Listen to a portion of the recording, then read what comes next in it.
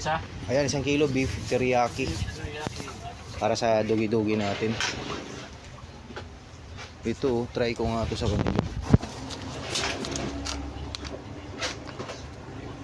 Bilang ko 2. Bibilihan ko rin ito si Felix tsaka si Oreo. Dugo? Ha? Ito sama na rin to.